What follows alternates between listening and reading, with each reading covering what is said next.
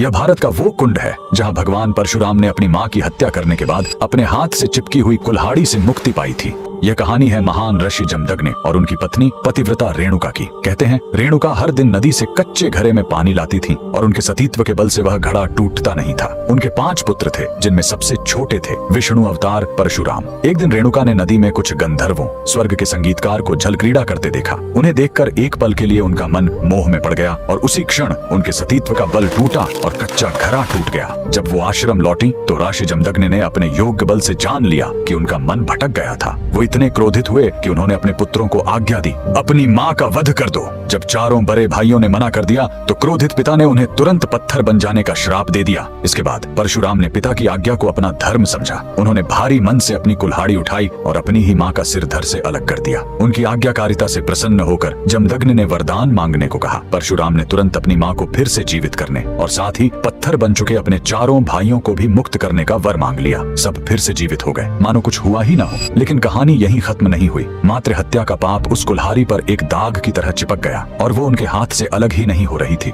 उस पाप से मुक्ति पाने के लिए वह दर दर भटकते रहे, लेकिन कोई भी तीर्थ उस कुल्हाड़ी को छुड़ा नहीं सका। अंत में वह पहुंचे पूर्वी हिमालय की लोहित नदी के किनारे और जैसे ही उन्होंने इस कुंड के जल को छुआ, चमत्कार हुआ। कुल्हाड़ी अपने आप उनके हाथ से छूट गई। यही पवित्र स्थान आज अरुणाचल प्रदेश में परशुराम कुंड के नाम से जाना जाता है। आज भी हर साल मकर संक्रांति पर हजारों श्रद्धालु यहाँ इस विश्वास के साथ डुबकी लगाने आते हैं कि यह कुंड उनके सारे पापों को धो डालता है, ठीक वैसे ही जैसे इसने स्वयं भगवान परशुराम को पाप मुक्त किया था। भगवान परशुराम को दिल से मानने वाले सभी भक्त कमेंट्स में जय परशुराम जरूर लिखें।